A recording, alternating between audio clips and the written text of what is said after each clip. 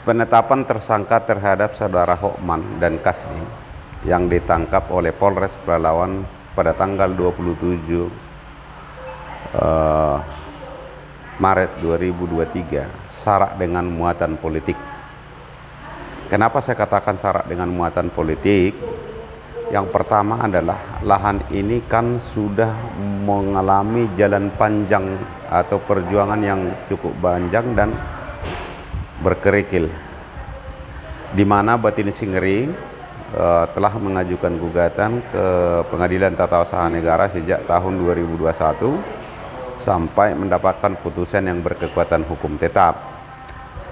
Di mana dalam gugatan ini Batin Singering selaku pemilik tanah ulayat atas objek sengketa seluas 2090 hektar tersebut merasa dirugikan atas tindakan yang dilakukan oleh Kementerian Lingkungan Hidup dan Kehutanan yang dahulu bernama Kementerian Kehutanan, di mana sejak tahun 1991 lahan tersebut dikuasai oleh PT Ararabadi atas izin yang diberikan oleh Menteri Kehutanan tanpa terlebih dahulu ada negosiasi atau pembicaraan dengan Batin Singering. Nah, terhadap itulah maka Batin Singering melakukan gugatan ke Pengadilan Tata Usaha Negara Pekanbaru dan dimenangkan oleh Batin Singering. Dan selanjutnya putusan itu telah berkekuatan hukum tetap atau ingkrah pandewes. Nah, terhadap putusan yang berkekuatan hukum tetap tersebut, Pengadilan Tata Usaha Negara telah menyurati Menteri Lingkungan Hidup dan Kehutanan agar segera melaksanakan putusan yang sudah berkekuatan hukum tetap tersebut. Dan terhadap surat Pengadilan Tata Usaha Negara Pekanbaru tersebut telah dibalas oleh Kementerian Lingkungan Hidup dan Kehutanan tertanggal 20 Januari 2023 yang pada pokoknya putusan Tata Usaha Negara Pekanbaru yang telah berkekuatan hukum tetap tersebut telah dilaksanakan oleh Menteri Lingkungan Hidup dan Kehutanan melalui putusan nomor 7725 tahun 2021, di mana pada putusan ini secara tegas dan jelas menyatakan bahwa SK A6024 tahun 2019 dicabut dan areal sengketa 2090 hektar dikeluarkan dari konsesi PT Ararabadi. Nah, kemudian setelah dilakukan eksekusi oleh Pengadilan Tata Usaha Negara Pekanbaru, tentunya masyarakat adat yang merasa sebagai pemilik atas lahan tersebut melakukan kegiatan. Nah, kegiatan inilah yang dianggap oleh penyidik sebuah perbuatan melawan hukum, yaitu menduduki kawasan hutan tanpa izin yang sah atau membawa alat-alat yang patut diduga untuk digunakan melakukan kegiatan di dalam kawasan hutan. Nah, kalau kita melihat tentang kawasan hutan berdasarkan Undang-Undang Nomor 18 Tahun 2013 tentang pencegahan kerusakan kawasan hutan, di dalam pasal 1 ayat 2 dijelaskan bahwa kawasan hutan adalah kawasan yang ditetapkan untuk dipertahankan keberadaannya sebagai hutan tetap. Nah, lebih lanjut lagi di dalam peraturan pemerintah tahun 2021 nomor 23 tahun 2021, penetapan kawasan hutan ini adalah untuk memberikan jaminan kepada kepastian hukum atau untuk memberikan jaminan kepastian hukum, baik itu terhadap masyarakat, baik itu terhadap pemerintah sendiri. Nah, pertanyaannya, setelah putusan Pengadilan Tata Usaha Negara yang telah berkekuatan hukum tetap tersebut, kapan kawasan itu ditetapkan menjadi kawasan hutan? Ini yang menjadi pertanyaan kita. Karena penetapan kawasan hutan itu berdasarkan pasal 15 Undang-Undang 41 tahun 99 sebagaimana diubah dengan peraturan pemerintah pengganti Undang-Undang nomor 2 tahun 2022, dikatakan di sana pengukuhan kawasan hutan itu adalah melalui beberapa tahapan. Tahap pertama adalah penunjukan kawasan hutan. Yang kedua, penataan batas. Baru yang ketiga adalah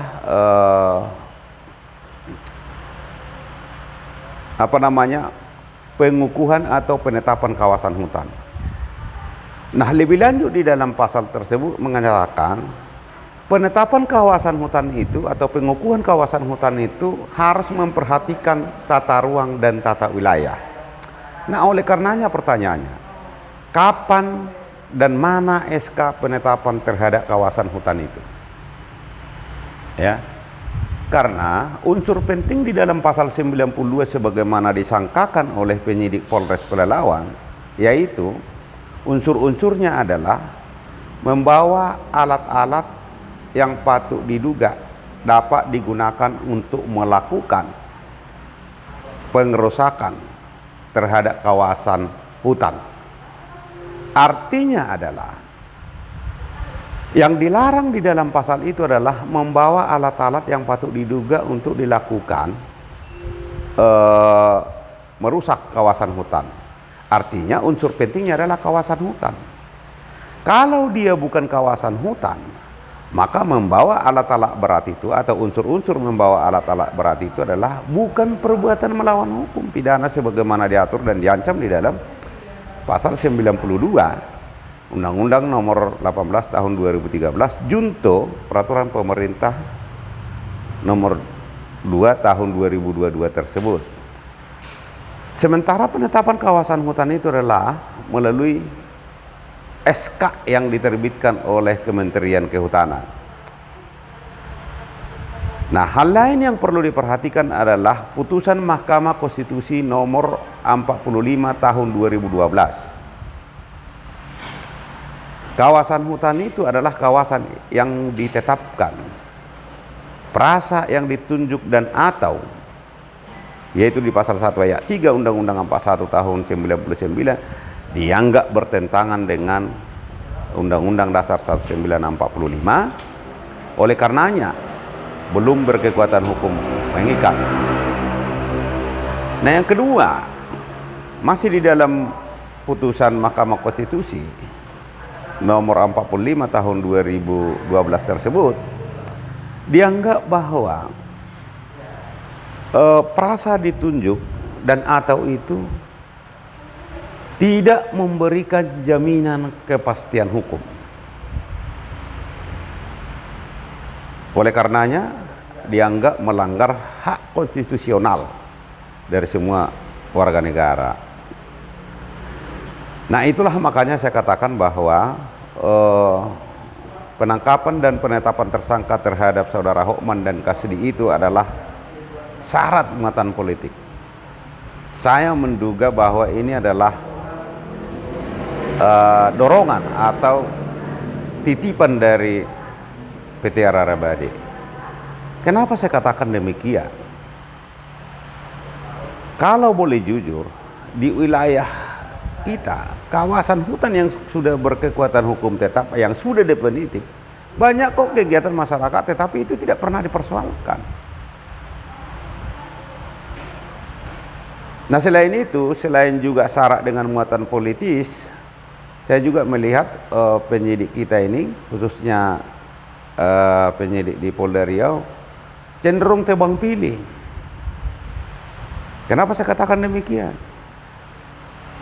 Tanggal 1 Februari 2023, PT Ararabadi melaporkan saudara Hokman ke Polres Pelalawan.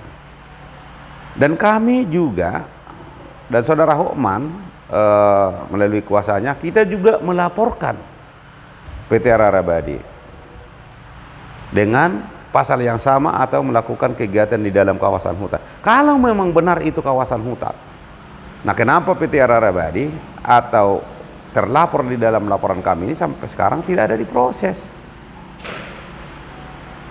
Ya, itulah makanya saya katakan bahwa penetapan tersangka terhadap saudara Hokman dan Kasdiin adalah syarat dengan muatan politik. Nah, kalau demikian, di mana ajas hukum yang menyatakan equality before the law? Di mana persamaan kedudukan warga negara di dalam hukum dan pemerintahan? Kalau juga masih ada praktik-praktik tebang pilih, praktik-praktik yang mengutamakan korporasi, yang mengutamakan kepentingan pengusaha, maka ini sama halnya dengan beberapa adegium yang sudah lazim di dalam masyarakat yang menyatakan bahwa hukum Republik Indonesia adalah tajam ke bawah, tetapi ketika dia berurusan dengan atas maka dia akan tumpul. Oleh karenanya saya minta kepada Menteri Lingkungan Hidup dan Kehutanan agar memberikan penegasan terhadap SK 7725 tersebut.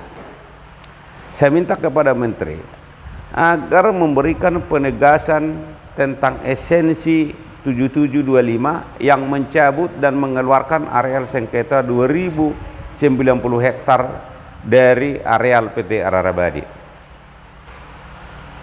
Ya.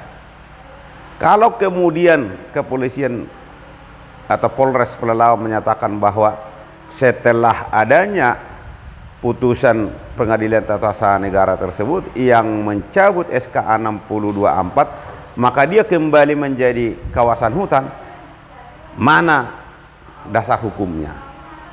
Karena tidak ada satu klausul, baik itu di dalam putusan Pengadilan Tata Usaha Negara yang sudah berkekuatan hukum tetap itu, baik itu di dalam SK 7725, tidak ada satu klausul pun yang menyatakan pasca dicabutnya SK 6024 itu maka dia kembali menjadi kawasan hutan. Ya, oleh karenanya